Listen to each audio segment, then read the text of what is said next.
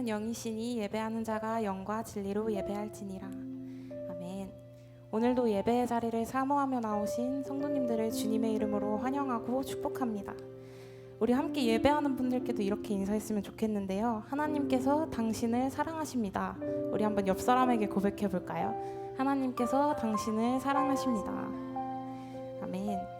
하나님께서는 그분의 자녀된 자들을 너무 사랑하셔서 자격 없는 우리이지만 예수님의 십자가 보혈로 우리를 용서하셨고 그분을 통해 하나님을 예배하게 하시고 하나님과 화목하도록 하셨습니다. 이 시간 드려지는 예배 가운데 주님의 크신 사랑을 누리며 교제하는 은혜의 시간 되기를 소망합니다. 함께 찬양하겠습니다.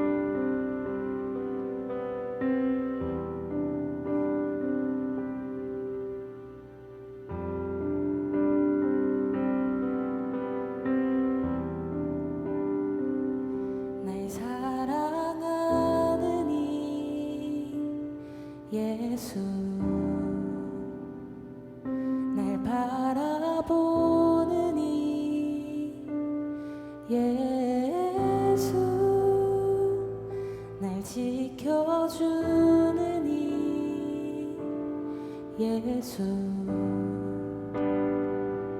날 용서하는 이 예수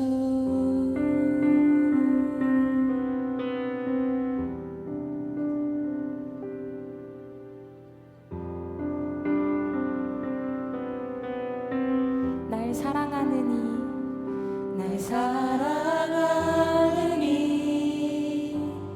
예수 날 바라보는 이 예수 날 지켜주는 이 예수 날 용서하는 예수 날 위해 죽으신 그 사랑 놀라워 영원할 수 없는 그 사랑 날 위해 죽으신 그 사랑 날 사랑하는 이 예수 날 위해 죽으신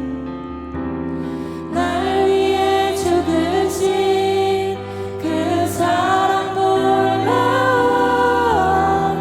영원할 수 없는 그 사랑 날 위해 죽으신 그 사랑 사랑하는 이 예수 날 위해 죽으신 그 사랑 놀라워 영원할 수 없는 그 사랑 날 위해 죽으신 그 사랑 사랑하는 이 예수 날 사랑하신 날 사랑하신 날 사랑하신 성령에 써있네 날 사랑하신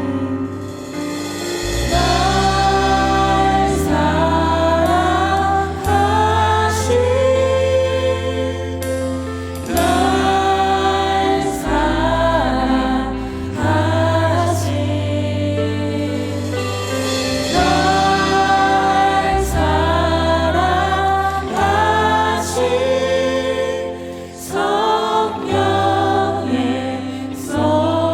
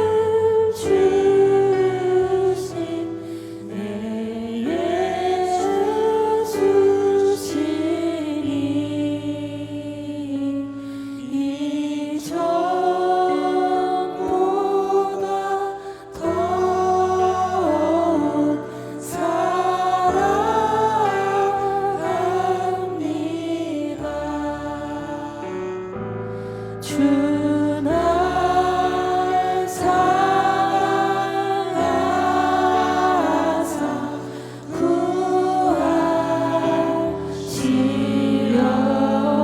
구하시려고 저 십자가 고난 당하셨도다.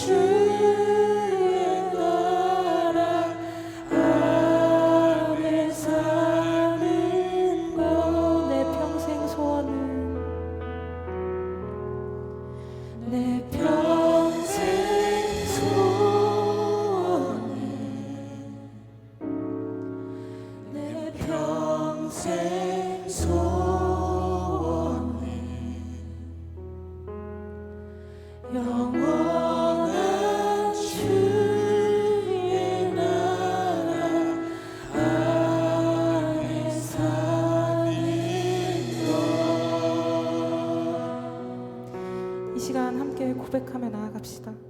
어떻게 사는 것이 옳은 것인지, 우리가 어떠한 길로 가는 것이 옳은 길인지 알 수 없는 그때 우리가 할 수 있는 유일한 일은 주님을 더욱 사랑하는 것입니다. 이 시간 주님을 갈망하며 나아가기 원합니다. 주님을 더욱 알기 원합니다. 주님께 더욱 가까이 가기 원합니다. 우리 이 기도 제목 가지고 함께 기도로 나아갑시다. 기도하겠습니다.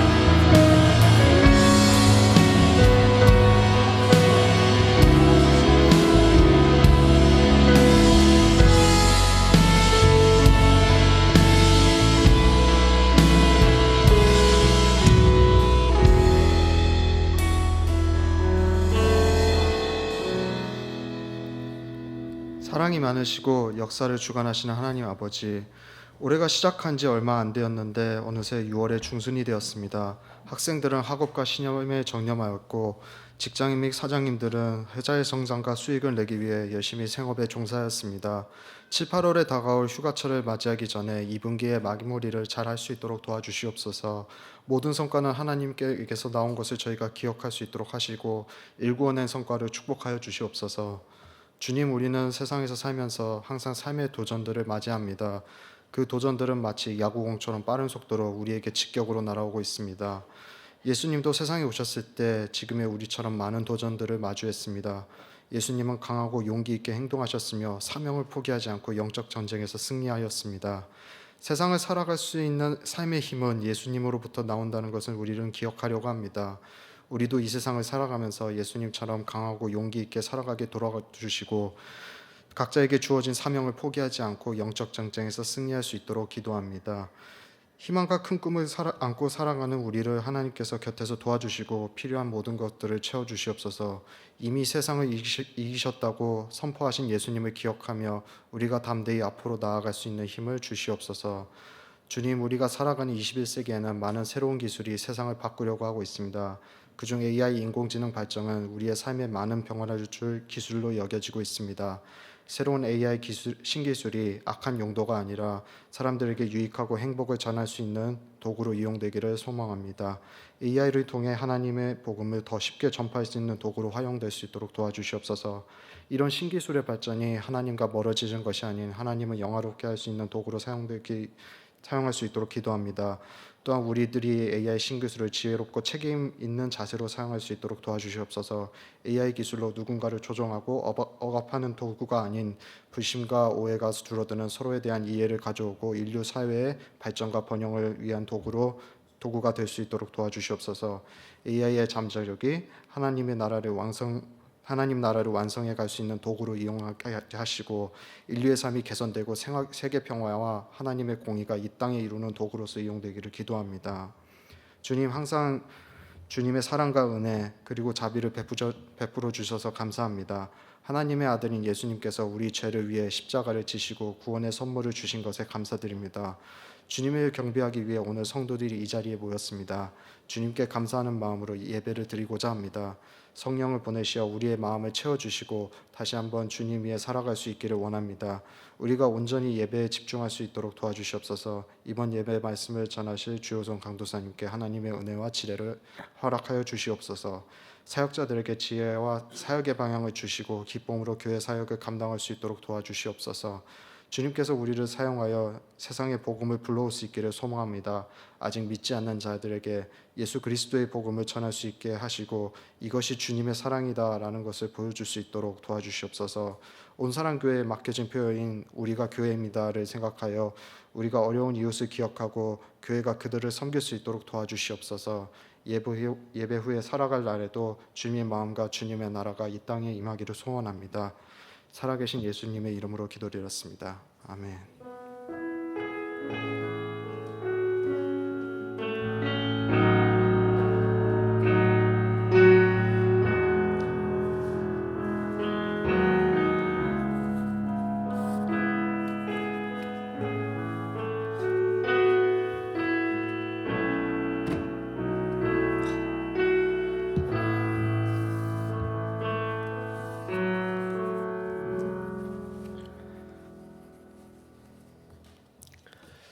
오늘 우리에게 주실 말씀 함께 보겠습니다. 창세기 50장 14절부터 21절까지의 말씀입니다.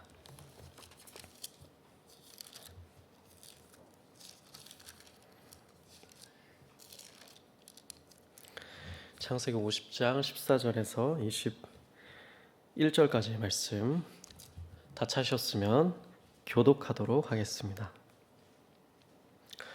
요셉이 아버지를 장사한 후에 자기 형제와 호상꾼과 함께 애굽으로 돌아왔더라.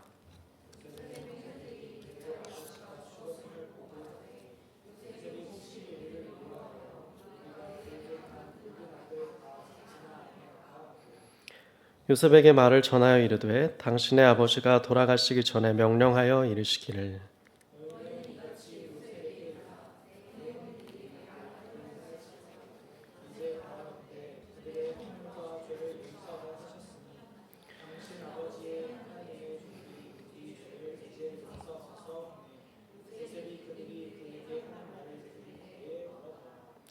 그의 형들이 또 친히 와서 요셉의 앞에 엎드려 이르되 우리는 당신의 종들이니이다.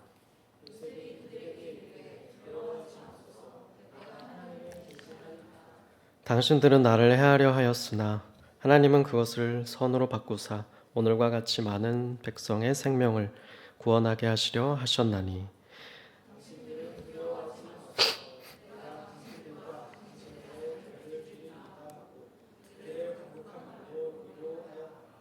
아멘.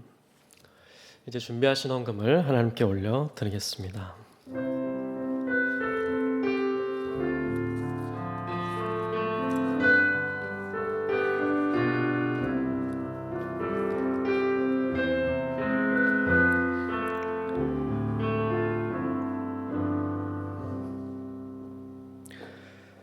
살아계신 하나님, 오늘도 하나님 앞에 우리를 불러주시고 우리를 알고 하나님을 찬양하며 하나님의 말씀을 가까이 할 수 있는 귀한 주일 허락하심에 감사합니다.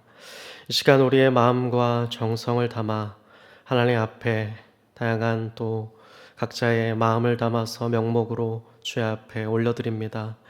이 우리의 모든 중심이 담긴 헌물을 받아주시고 하나님께서 기뻐하시는 곳에 주의 나라와 복음을 위하여 귀하게 사용될 수 있도록 역사하여 주시옵소서. 드리는 모든 손길 위에 하나님 축복하여 주시고 하나님께서 필요한 또 때를 따라 은혜로 또 축복으로 더하여 주시기를 소망합니다. 온전히 우리가 우리의 마음과 우리의 중심과 우리의 재물과 모든 것이 주님 안에서 주님만을 위하여 드려질 수 있는 저희들 될 수 있도록 인도하여 주옵소서. 오늘도 우리 가운데 함께하여 주실 것을 부탁드리고 맡겨드리며 살아계신 예수님의 이름으로 기도하였습니다. 네, 교회 소식 몇 가지 전달해드리겠습니다. 지금 담임 목사님 지난주에 이제 월요일부터 계속 이제 휴가 중에 계시고요. 그래서 주보 또 보시면 이제 또 자세한 일정 또 나와 있는데 같이 또 참고하셨으면 좋겠습니다.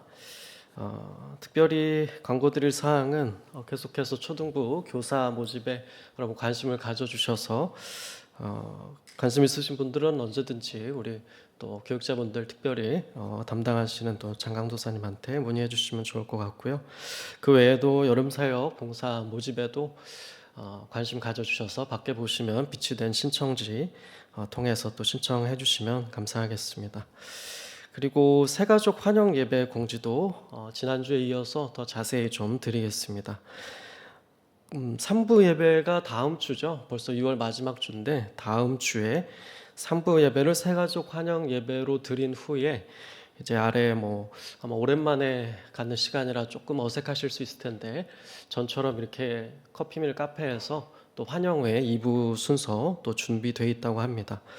새가족뿐만이 아니라 여기 계신 청년분들 또 성도님들 다 함께 또 참여하실 수 있는 시간이고, 특별히 올해 오신 새가족뿐만 아니라 코로나 기간에 또 등록하셨다면 함께 참석해 주신다면 또 더 의미 있는, 또 함께 더 풍성한 교제가 있는 시간이 될 수 있지 않을까 싶습니다. 같이 다음 주에 다 같이 우리 청년분들은 특히나 예배 드리고 따로 소그룹 모임 없으니까요. 다 같이 내려가서 참여하시면 되는 걸로 또 미리 인지하고 계시면 되겠습니다. 그 외에도 사랑방 편성 몇 가지 조정과 또 이동이 있었는데 참고해 주시고 임해 주시면 되겠습니다.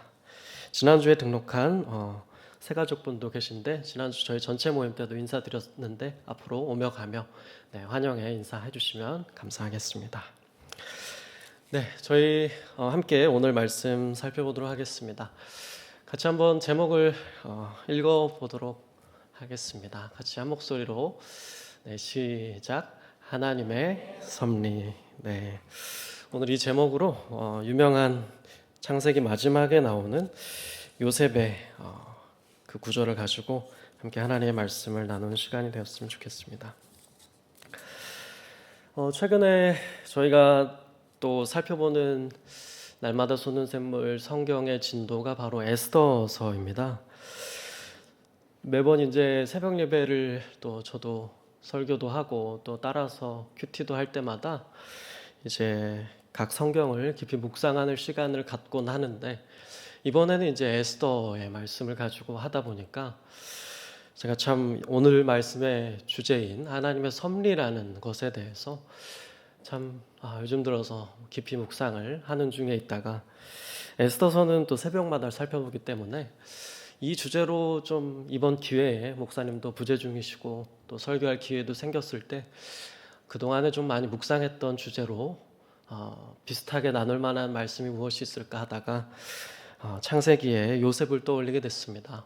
그래서 마지막 부분에 나오는 유명한 구절인 오늘 말씀을 본문으로 삼고 또 정해보았는데, 우리가 이 요셉의 말씀을 통해서 또 더불어서는 간단히 또 에스더의 이야기도 소개를 해드릴 텐데, 에스더의 이야기를 통해서 하나님의 섭리하심을 함께 묵상하고 또 고백하고 섭리하심 안에서 살게 되는, 경험하면서 살게 되는 저 여러분이 되었으면 좋겠습니다.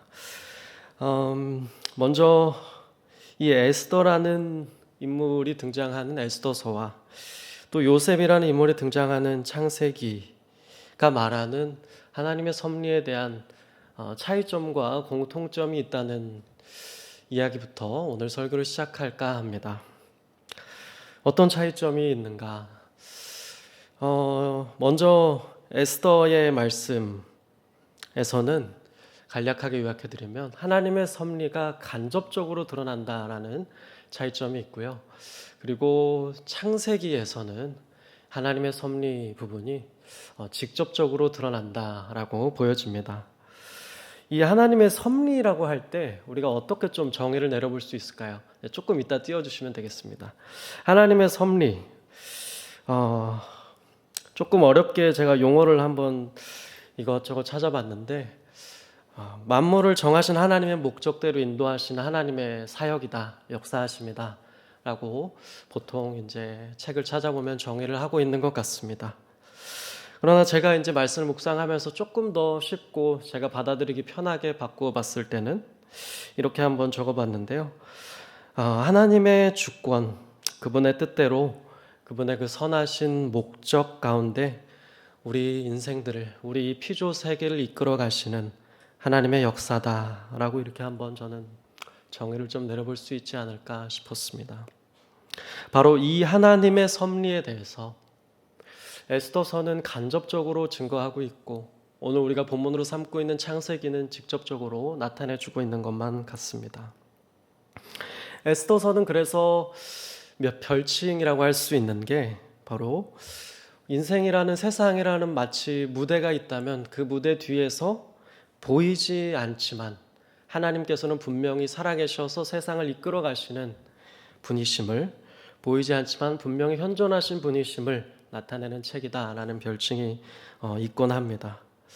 이 에스더라는 인물은 바로 유다 민족이 이제 그 당시에 아하수에로 왕이라는 그 제국 아래서 살아가고 있는 그 민족 중에서 새로운 왕후를 뽑고자 할 때 일어났던, 그래서 그 뽑는 과정 중에 왕으로 선발이 되었던 그 인물이죠.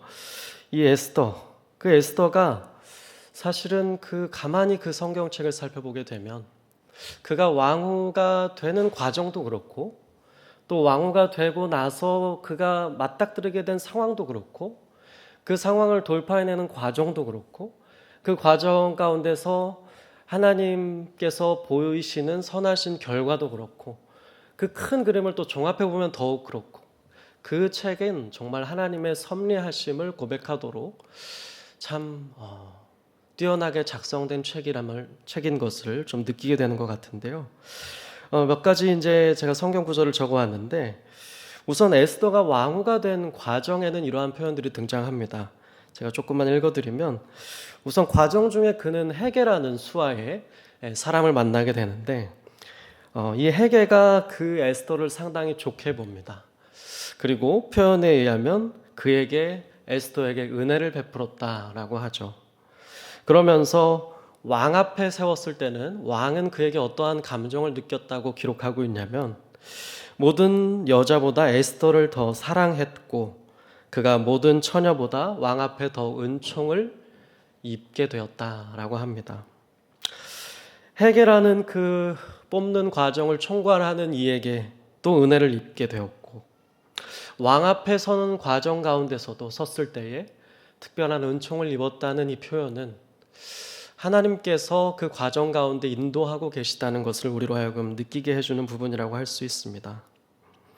그 과정을 통해서 에스더는 왕후의 자리에 오르게 되는데 그랬다면 이제 이 에스더서는 특별한 어떤 기승전결이 없는 이제 하나의 그냥 이 인물이 왕으로 세워져서 그 당시에 참 잊기 어려운 일들이 일어났구나 하고 끝이 났겠지만 곧바로 위기에 직면하는 상황이 벌어지게 됩니다. 에스더서에서 제일 유명한 구절이라고 할 수 있을 텐데요. 바로 에스더에게 이 모르드게라는 사람이 했던 말이죠. 4장 14절 몇 번 띄워주셨는데 지금 같이 한번 보겠습니다. 이때에 내가 만일 잠잠하여 말이 없으면 유다인은 다른 데로 말미암아 노임과 구원을 얻으려니와 너와 내 아버지 집은 멸망하리라. 내가 왕후의 자리를 얻은 것이 이때를 위함이 아닌지 누가 알겠느냐 하니. 이 구절은 모르드게가 에스더에게 했던 유명한 말입니다. 이 모르드게는 이제 에스더를 양육하고 왕후의 자리에 오르도록 이끌어준 인물인데 그가 이 유다 민족이 아하수에로 왕의 측근인 오른팔이라고 할 수 있는 하만이라는 인물에게 멸절당한 위기에 처하자 에스더를 찾아가죠. 에스더에게 했던 말입니다. 너가 왕후의 자리에 앉은 것이 이때를 위함이 아닌지를 누가 알겠느냐라는 말은 무슨 말일까요? 지금 때를 위해서 내 지위가 그만큼 막중하고 책임감 있고 영향력이 있는 자리이니 비록 위험을 감수하더라도 너가 나서달라고 했던 것이겠죠. 바로 이때를 위함이라고 여기고 그 자리에 나서달라는 요청이었습니다. 물론 이때를 위함인지 아닌지는 사실 이 말을 하고 있는 모르드게조차도 다 알 수 없었을 겁니다. 그 말을 들은 당사자인 에스더조차도 그랬겠죠. 사실 이렇게 하나님의 인도하심, 우리가 섭리하심 이런 것들을 고백하고 말하며 살아가지만 때마다 놓이게 되는 이러한 중요한 선택들 앞에서, 특별히 위기들 앞에서 우리는 사실 모든 상황을 다 알지 못한 채 결정을 하게 되고 그저 우리는 하나님의 도우심과 기도 가운데서 그것을 구하면서 나아가게 되는 것이 우리의 현실이라고 할 수 있을 겁니다.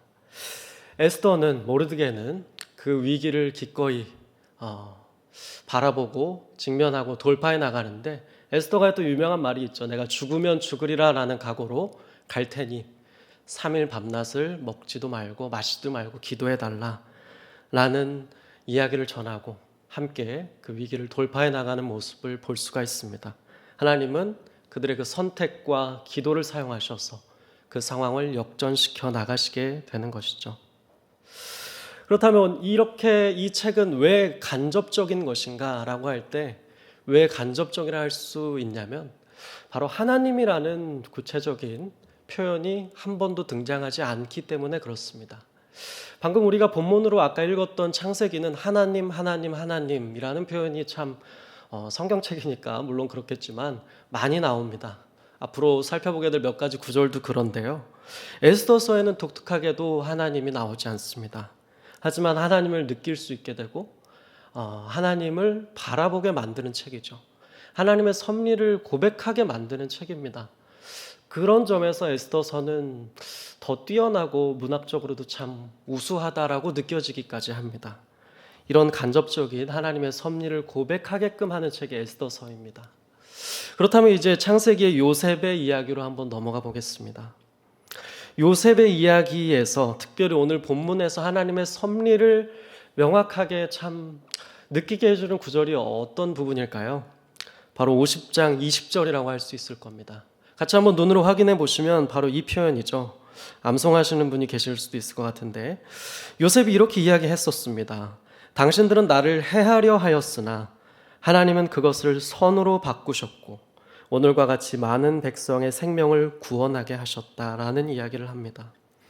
우리가 기본적으로 요셉에 대한 이해가 있다면 이 말이 무엇을 의미하는지 잘 아실 겁니다. 여기서 당신들은 요셉을 팔아 넘겨서 요셉으로 하여금 그 어린 나이에 먼 타국 땅에 노예로 팔려가게 했던 그 형들, 그 10명의 형들에게 했던 말이죠. 당신들은 나를 해하려고 하였다. 나에게 그러한 해를 끼쳤지만 하나님은 그것을 선으로 바꾸셨다라는 이야기를 하고 있는 것입니다. 하나님께서 그렇게 섭리하셨다라고 이야기를 하고 있는 것입니다. 그래서 오늘과 같이 이러한 선한 결과를 맞이하게 하셨다. 나도 살 수 있고 그 형들도 살 수 있었고 애굽 땅도 살 수 있었고 그 주변에 심각한 기근으로 고통받고 있었던 수많은 사람들이 살 수 있었습니다. 많은 백성이 이 요셉, 먼저 하나님께서 보내신 요셉을 통해서 생명을 보존하는 역사가 있었습니다. 그것이 하나님의 섭리임을 요셉은 형들은 깨닫지 못했지만 그 인생 가운데 깨닫고 창세기 마지막 부분에서 고백하고 있는 모습을 우리가 볼 수 있게 되는 것입니다. 오늘 본문의 몇 가지 한번 또 사항들을 함께 확인해 보기 원합니다. 이 이야기가 나오기 전 부분인데요. 가령 우리가 15절을 보시게 되면 이제 요셉이 아버지가 죽은 이후에 돌아오게 되는데 15절에 어떤 표현이 있냐면 그 형들이 하는 생각인데 이런 생각이었습니다. 요셉이 혹시 우리를 미워하여 우리가 그에게 행한 모든 악을 다 갚지는 않을까. 사실 자연스러운 결과라고도 보여집니다. 아버지가 살아계실 때는 아버지를 보아서 요셉이 참 좋게 이야기하고 참았던 것일 수 있겠다라고 느꼈을 겁니다. 그래서 아버지가 막상 돌아가시니 그들에게는 두려움이 찾아왔던 것으로 보입니다. 그래서 16절에 요셉에게 말을 전하게 되고 없는 이야기까지 꾸미고 있는 모습을 보이게 됩니다. 아마 그런 말을 실제로 하진 않았을 것으로 보이는데 16절과 17절에 보시게 되면 아버지가 돌아가시기 전에 이런 말을 했다라고 요셉에게 전해주고 있습니다. 그 말인즉슨 17절의 말을 보시면 악을 그 형들이 행했을지라도 바라건대 그들의 허물과 죄를 용서하라 라고 했다라고 전하는 것이죠. 아버지의 그러한 권위를 빌어서 말하고 있습니다. 많은 사람들은 이것이 형들이 꾸며낸 말이라고 여기고 있고 저도 그렇게 느껴지는 것 같은데요. 보시게 되면 그 다음 표현의 17절 또 하반절 부분을 보시면 당신 아버지의 하나님의 종들인 우리 죄를 그래서 이제 용서해 주십시오 라고 이야기를 합니다. 그래서 요셉이 그 이후에 듣고 나서 보이는 반응이 나오고 있습니다. 어떻다고 이야기를 합니까? 17절 마지막에 울었더라 라고 이야기를 합니다.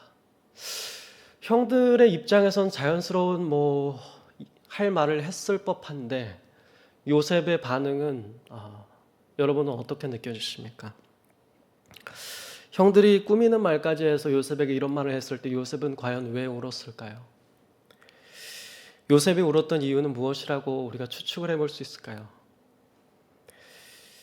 요셉은 아마도 형들이 불쌍했던 것이 아닌가 싶습니다. 그 마음이 가장 크지 않았을까 싶습니다.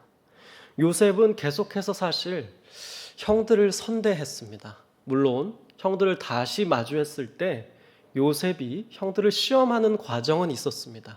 하지만 그 일련의 과정 이후에는 그조차도 울음을 그치지 못하고 바로 왕에게까지 그 주변까지 큰 소리가 다 들리게끔 울면서 그들의 형들과 재회하고 그들에게 하나님의 섭리에 대해서 이야기하는 과정이 있었습니다.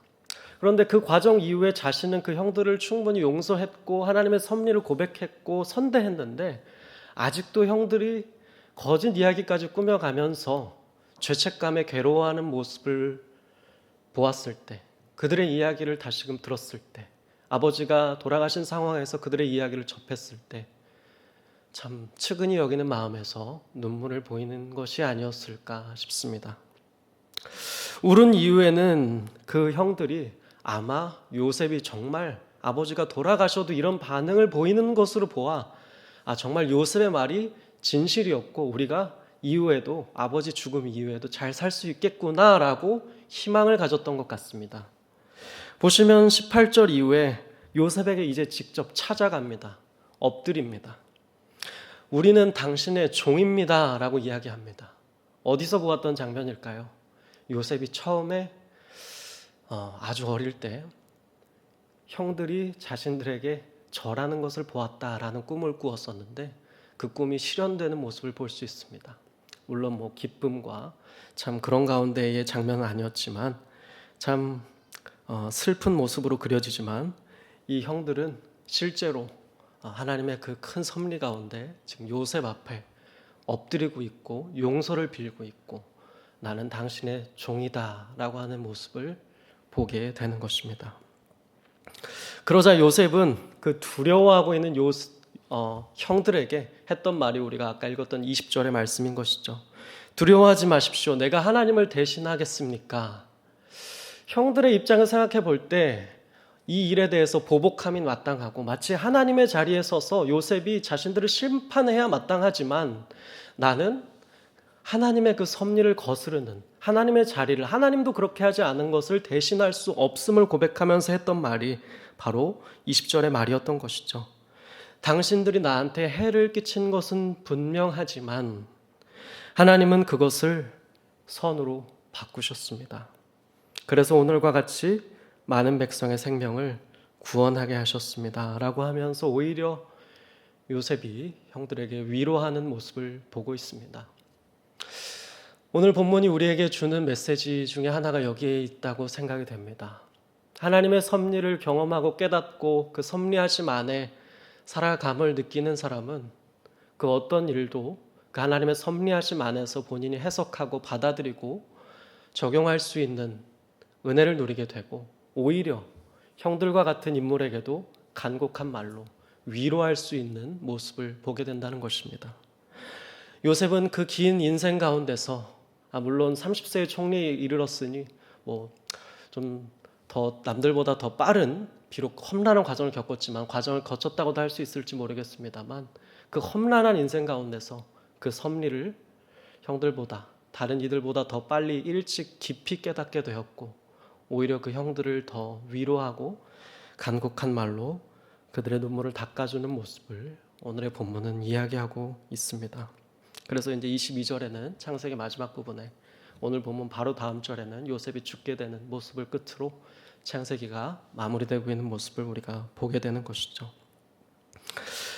그 이후에 저는 한 가지 더 오늘 본문과 함께 많이 연관되어지는 앞서 소개해드렸던 요셉이 사실 처음으로 형들을 제외했을 때 했던 이 50장 20절의 말씀과 비슷한 몇 가지 구절을 여기 함께 찾아왔는데요. 같이 한번 보시면 좋을 것 같습니다.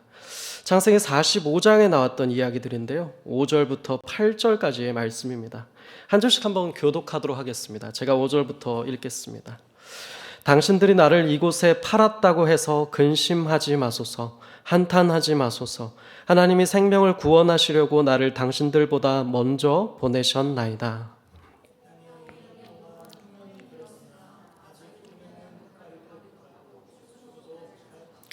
하나님이 큰 구원으로 당신들의 생명을 보존하고 당신들의 후손을 세상에 두시려고 나를 당신들보다 먼저 보내셨나니 그런즉 나를 이리로 보낸 이는 당신들이 아니요 하나님이시라.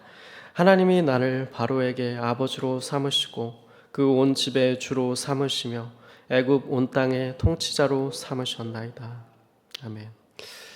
이 말씀을 보시면 더 직접적인 하나님의 섭리를 요셉이 계속해서 세 번이나 반복해서 고백하는 모습을 볼 수 있습니다.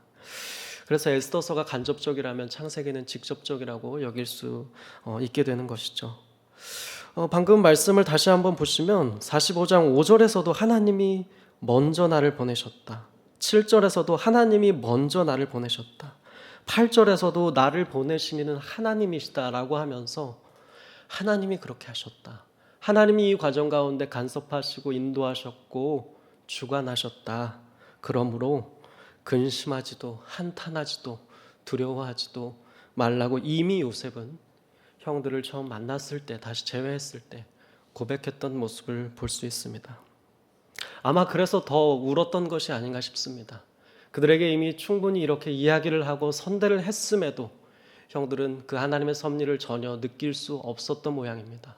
오히려 마음 한켠에 두려움과 한탄과 근심 속에 살았던 모양입니다. 죄책감 속에 살았었을 것으로 보입니다.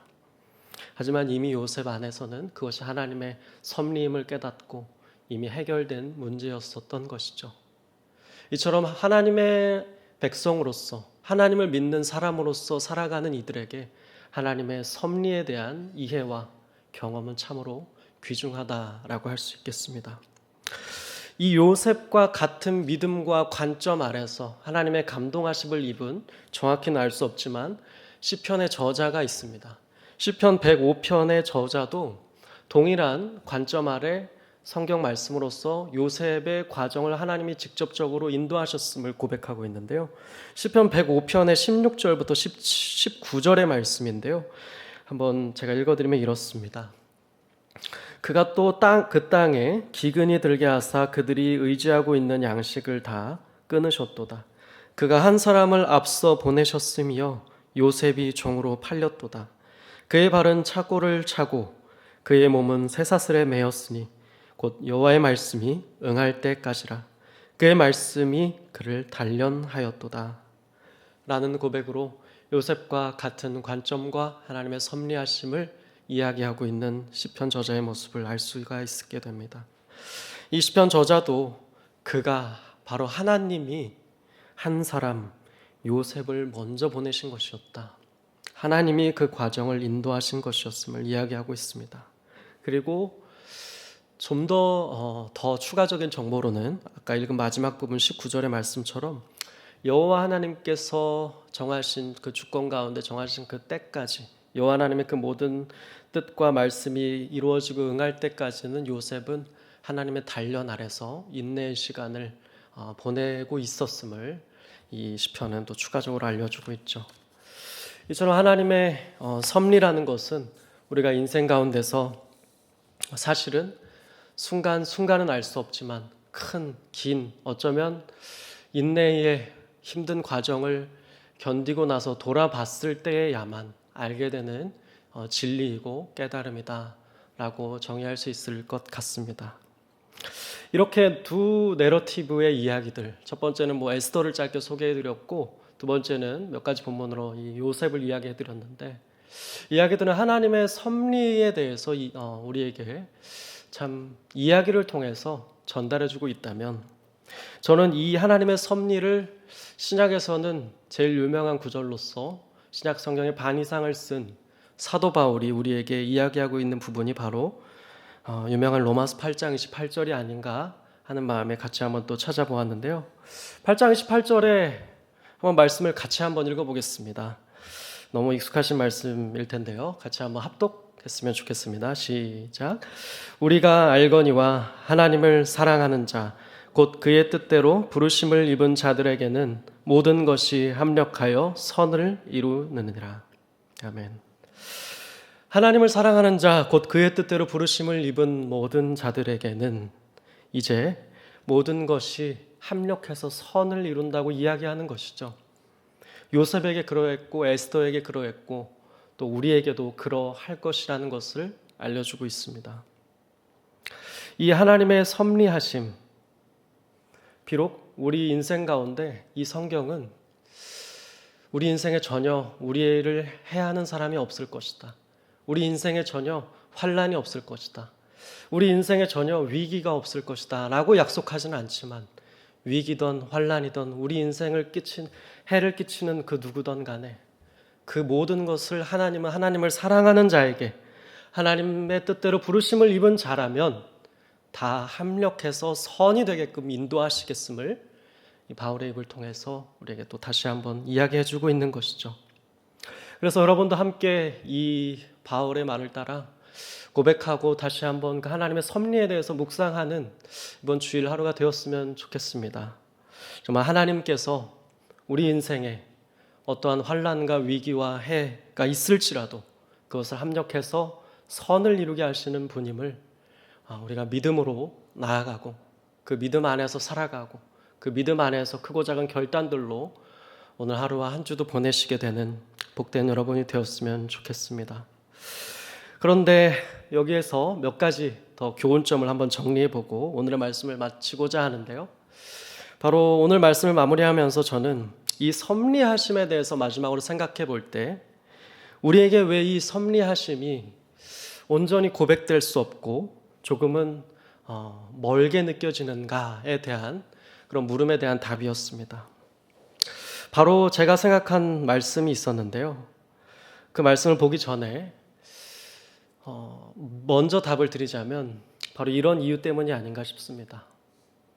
바로 하나님이 생각하시는 우리가 다 알 수 없지만 하나님이 갖고 계신 계획과 길과 뜻이 우리가 기대하고 되었으면 하고 가지고 있는 계획과 뜻과 생각과는 다르기 때문이라는 것입니다.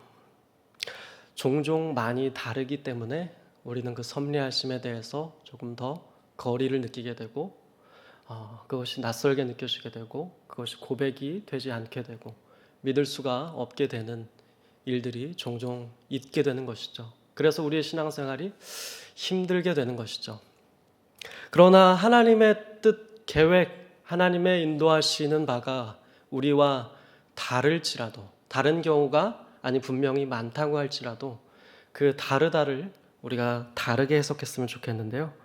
이사야 55장 8절과 9절의 말씀도 같이 한번 읽어보겠습니다. 시작. 이는 내 생각이 너희의 생각과 다르며 내 길은 너희의 길과 다름이니라. 여호와의 말씀이니라. 이는 하늘이 땅보다 높음같이 내 길은 너희의 길보다 높으며 내 생각은 너희의 생각보다 높음이니라. 이 고백을 할 수 있게 되는 저와 여러분이 되었으면 좋겠습니다. 이 고백을 경험할 수 있게 되는 저와 여러분의 인생이 되었으면 좋겠습니다. 다행히도 하나님의 뜻과 계획과 생각은 우리와 다르지만 왜 그것을 우리가 다르게 해석해야 되는가? 왜 그 안에 우리의 소망이 있는가? 왜 우리가 그것을 믿음으로 고백할 수 있게 되는가? 하나님의 선하심과 미쁘심을 기대할 수 있는가? 그 다름은 바로 하늘이 땅보다 높음같이 높으심이고 깊으심으로 해석되는 것일 수 있기 때문입니다. 해석되기 때문입니다. 그 다름은 바로 우리는 지금 그 상황 가운데 미처 다 알지 못해서 헤아릴 수 없지만 하나님의 깊으심과 높으심이 담겨진 다름이기 때문이라는 것이죠. 그리고 저는 한 가지 말씀을 더 소개해드리고 싶습니다.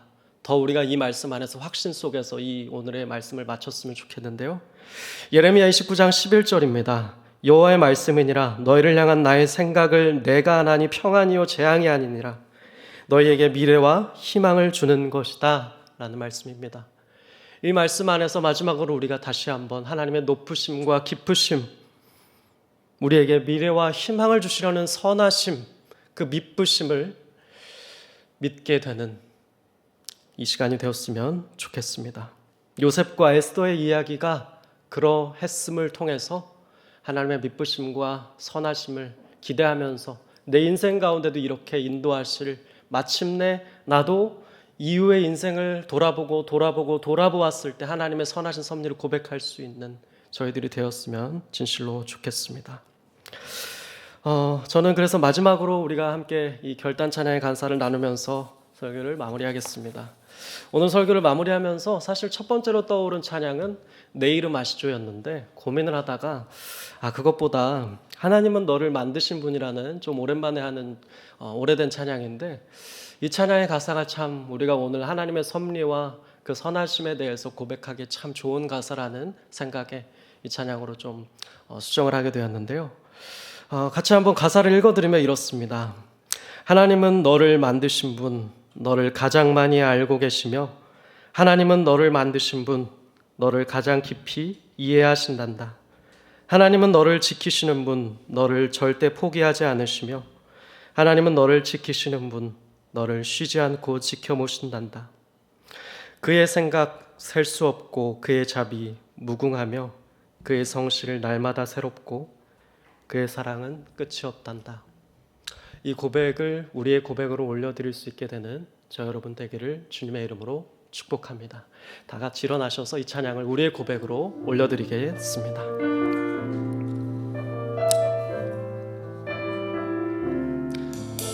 우리 이 찬양은 1절만 하도록 하겠습니다. 하나님은 너를 만드신 분, 하나님은 너를 만드신 분, 너를 가장 많이 알고 계시며 하나님은 너를 만드신 분, 너를 가장 우리 다시 한번 고백할 때는 하나님은 나를로 바꿔서 해보겠습니다. 하나님은 나를 만드신 분, 나를 만드신 분, 나를 가장 많이 알고 계시며 하나님은 나를 만드신 분, 나를 가장 깊이 이해. 다시 한번. 하나님은 나를 지키시는, 하나님은 나를 지키시는 분, 나를 절대 포기하지 않은 하나님은 나를 지키시는 분. 아멘.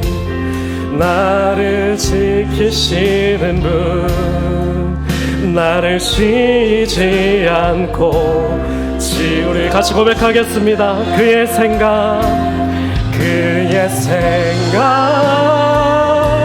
셀 수 없고 그의 자비 무궁하며 아멘. 그의 성실 날마다 새롭고 그의 사랑. 우리 후렴만 다시 한번 고백하겠습니다. 그의 생각 셀 수 없고 그의 생각 아멘. 그의 자비 무궁하며 그의 성실 날마다 새롭고 그의 사랑 끝이 없단다. 함께 이 고백을 우리의 고백으로 올려드리면서 우리 마지막 하나님 앞에 간절한 기도로 오늘 말씀을 돌아보며 하나님 앞에 기도하도록 하겠습니다. 하나님, 주님의 생각이 우리의 생각보다 깊으며 주님의 길이 우리의 길보다 높음을 이 시간 믿음으로 나아가게 하여 주시고, 우리가 하나님의 섭리하심 안에서 하나님의 섭리하심을 믿으며 하나님의 섭리하심을 고백하며 하나님의 섭리하심을 경험하며 살아가는 내가 되게 하여 주시옵소서. 해석되지 않는 나의 삶과 어려움과 위기라고 할지라도 하나님의 섭리하심을 믿으며 오늘의 믿음의 걸음을 걸어가게 해주시고, 마침내 이후에 하나님의 섭리하심을 고백하며 찬양할 수 있게 되는 복된 우리의 인생이 되게 해달라고 우리 간절히 하나님 앞에 간절한 고백으로 간절한 기도를 하나님 앞에 올려드리며 나아가겠습니다. 살아계신 하나님, 오늘 이 시간 하나님의 섭리하심을 묵상하게 하시고 고백하게 하시고 바라보게 하시게요. 하나님의 섭리하심에 아버지 하나님, 이 시간을 찬양하게 하심에 감사합니다. 오늘 우리가 우리의 삶에 어떠한 상황과 환경에 놓여 있더라도 하나님의 섭리하심에 대한 믿음을 하나님 놓지 않을 수 있도록 도와주시고, 우리의 생각보다 하나님의 생각이 깊으며 우리의 길보다 하나님의 길이 높다는 사실을, 그리하여 하나님의 길과 계획과 뜻을 믿으며 하나님의 인도하심을 믿으며 하나님의 섭리하심을 경험하며 고백하며 찬양하며 살아가는 너희가 될 수 있도록 하나님 축복하여 주시옵소서. 하나님, 우리의 자녀들을 위로하여 주시고 믿음의 눈을 들게 하여 주시고 우리의 관점이 바뀌게 하여 주시고, 요셉과 에스더처럼 우리 또한 하나님의 섭리하심으로 고백하며 나아갈 수 있게 되는 우리가 될 수 있도록 역사하여 주시옵소서. 우리의 눈과 우리의 마음과 우리의 생각이 깨어나게 하시고 바뀌게 하시고 변화되게 하여 주시옵소서. 하나님, 불쌍히 여겨 주시옵소서.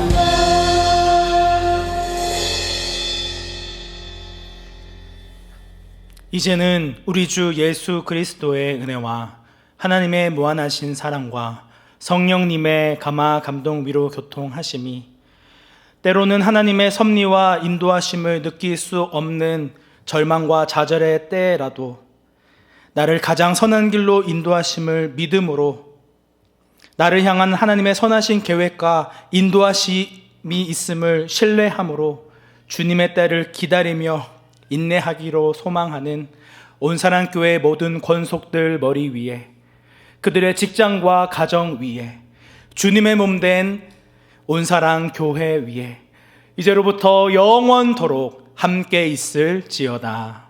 아멘.